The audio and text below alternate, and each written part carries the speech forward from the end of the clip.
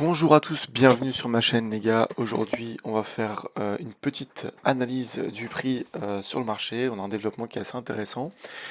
Dans la précédente vidéo je vous avais mis en jeu Avax et DOT. Vous avez choisi Polkadot, donc aujourd'hui on va aussi analyser Polkadot. On va faire le tour des news.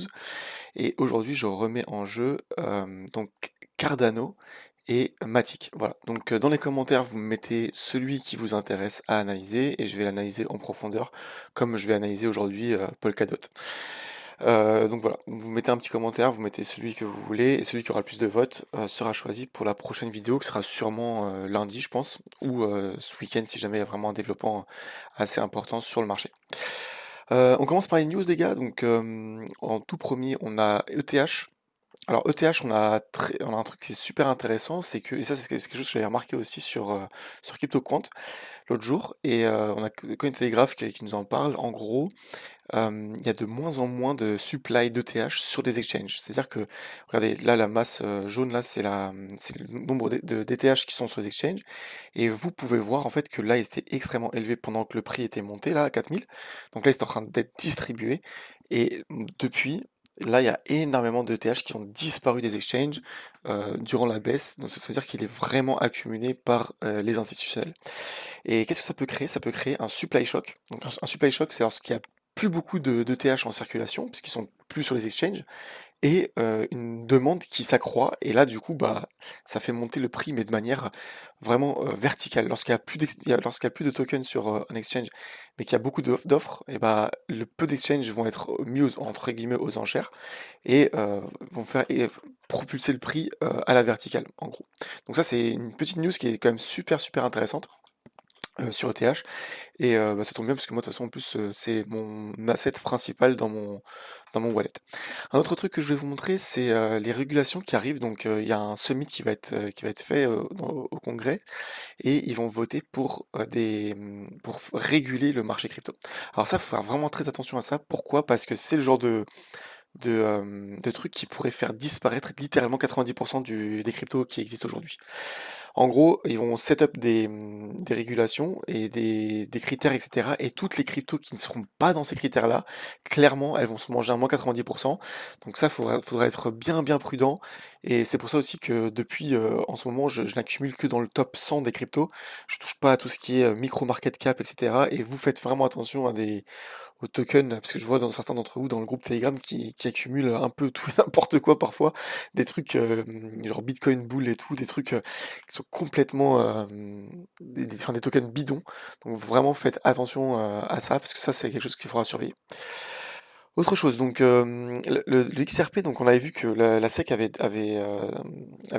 stoppé ses charges et le prix avait pump, mais très très peu en réalité, parce qu'en fait, ça je trouve ça super intéressant comme analyse, parce que en gros, bah le prix du XRP, ça en fait la fin de cette news là en fait avait déjà été pricée ici pendant l'élection de Trump. Et en fait, c'était quelque chose de largement prévisible, et du coup, tout le monde s'y attendait, et donc ça a été pricé en fait sur ce leg up ici. Et c'est pour ça qu'on n'a pas vu un nouveau leg up avec un nouvel ATH, alors pourtant c'était une news majeure, et ça c'est une analyse que j'ai trouvée extrêmement pertinente, et c'est quelque chose enfin, pour le coup, j'y crois réellement. Alors au niveau des autres news, j'avais des news aussi que je voulais vous partager qui sont sur mon Telegram. Alors tac tac tac, voilà. Alors, au niveau de ETH, donc pareil, hein, c'est quelque chose c'est une news qui confirme un peu ce que je vous montrais. Bah, en fait, en ce moment, sur Whale Alert, on peut voir qu'il y a énormément de new whales qui sont en train d'accumuler comme des demeurés l'ETH. Et là, on peut voir en fait que rien que cette whale-là, elle a acheté 240 millions de dollars d'ETH, à peu près dans les 2000 dollars.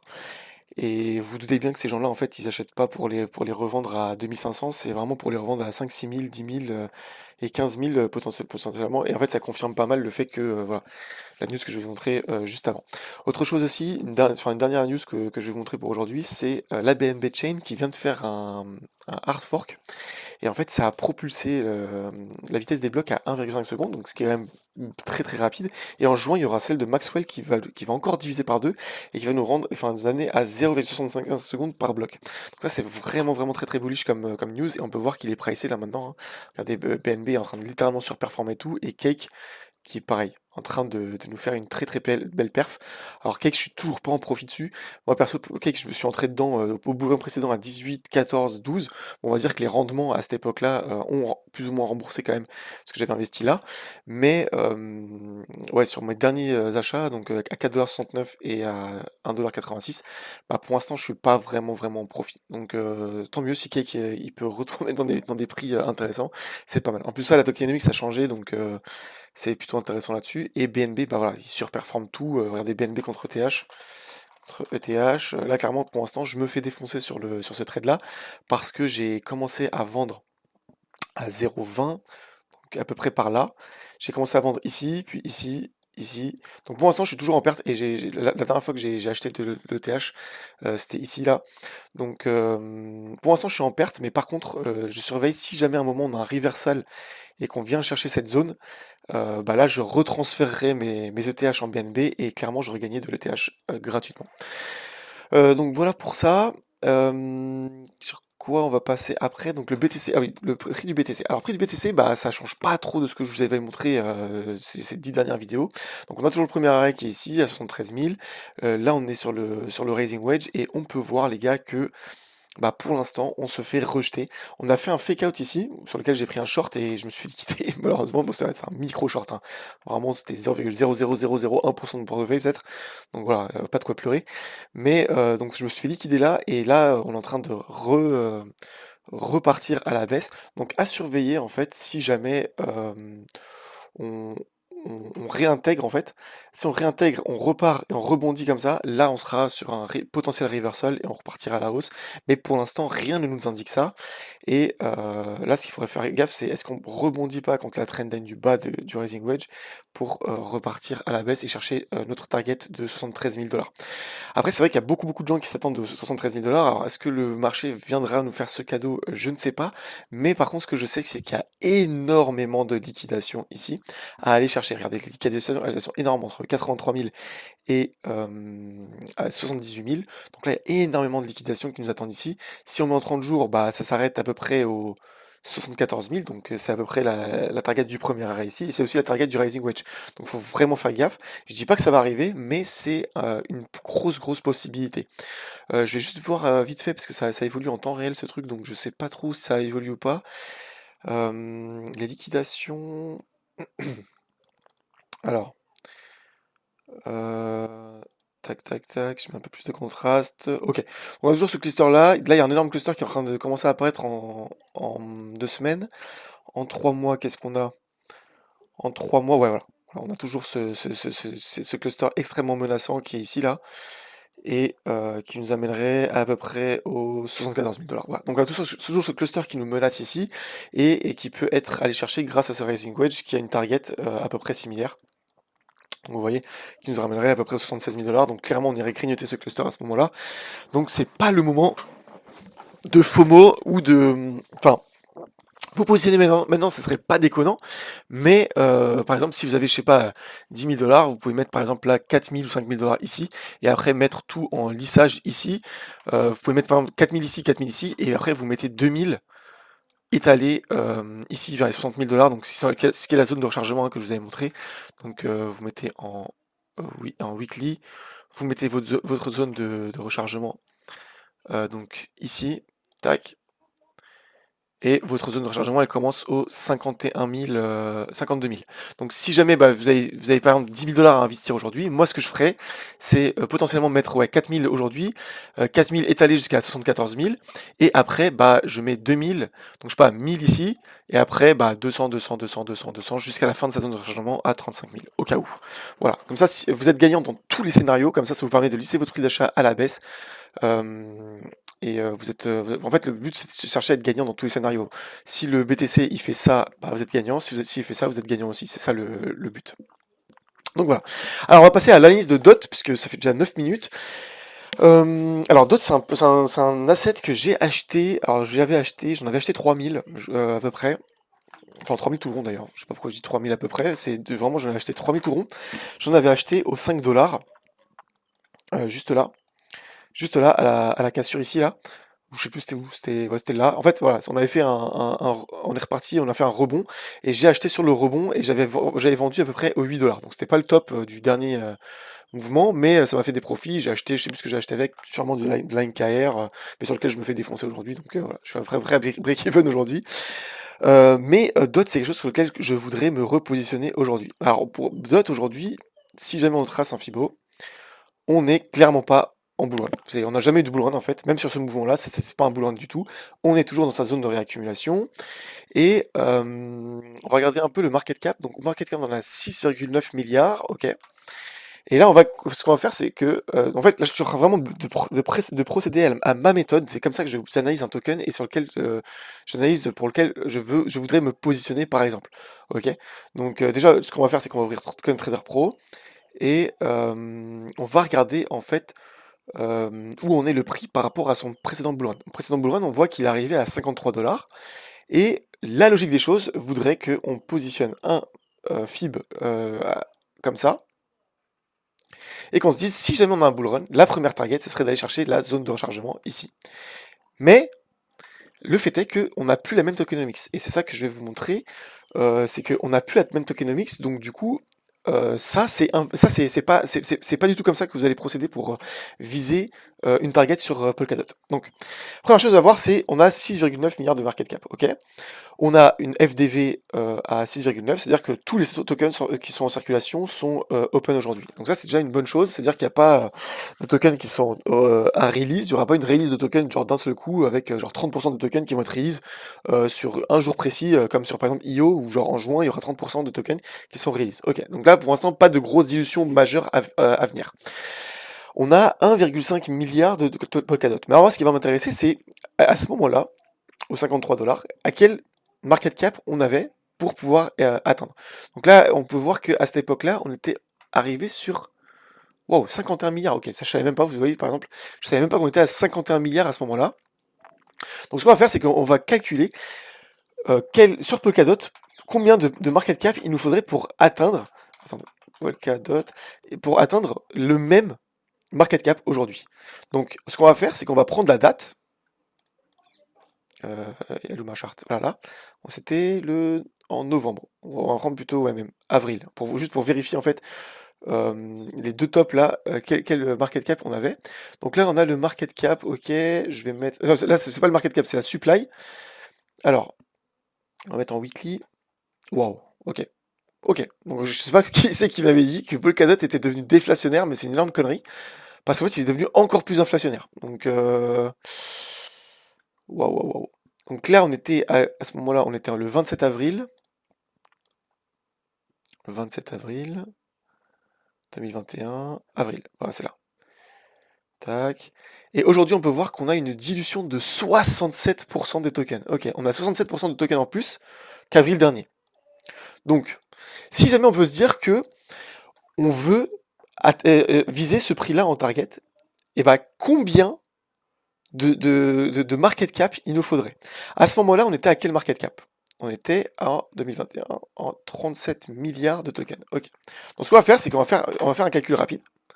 On va se dire 37,5 milliards, donc c'était le market cap à ce moment-là. Si on veut atteindre le même prix aujourd'hui, il nous faut 67% de plus, parce qu'on a 67% de tokens en plus.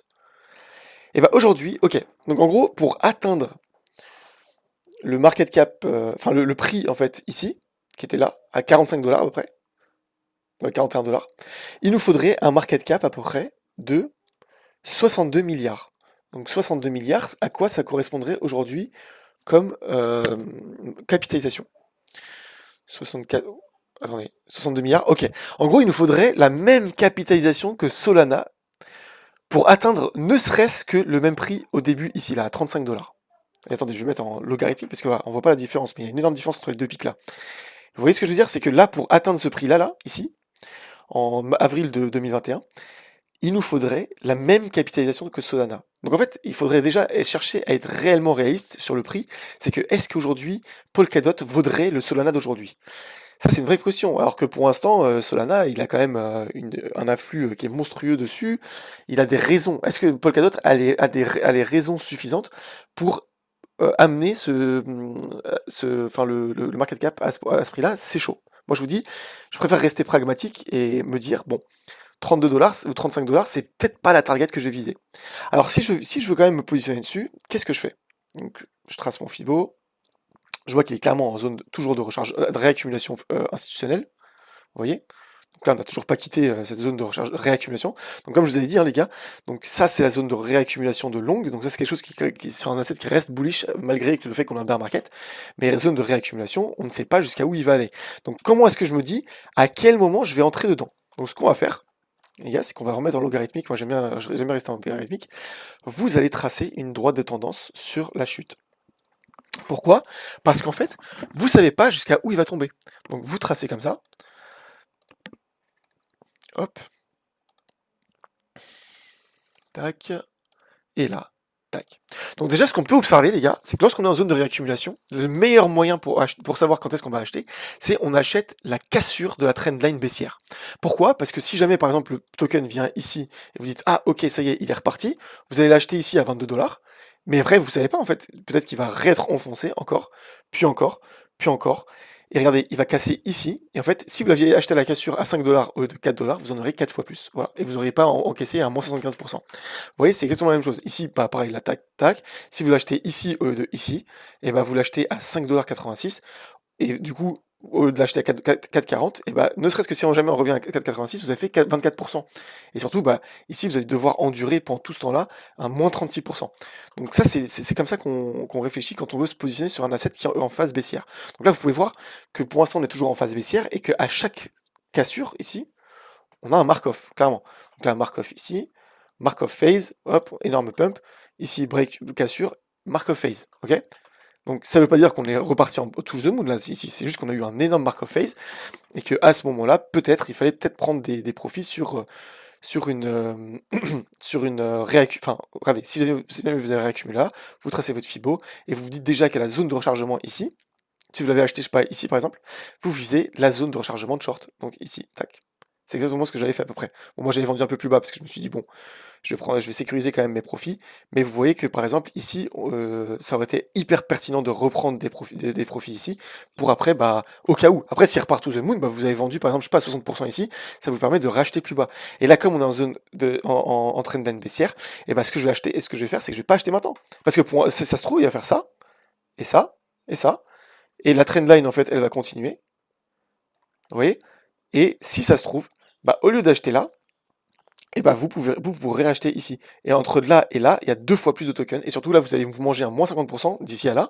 Alors que si vous achetez là, vous avez 2 fois plus de tokens. Et quand vous retournez, ne serait-ce qu'à ce prix-là, vous auriez fait plus 100%. Vous voyez, c'est une différence de performance absolument monstrueuse. Donc voilà comment je me positionnais sur le Polkadot. Donc est-ce que je m'achèterai du Polkadot aujourd'hui? Non.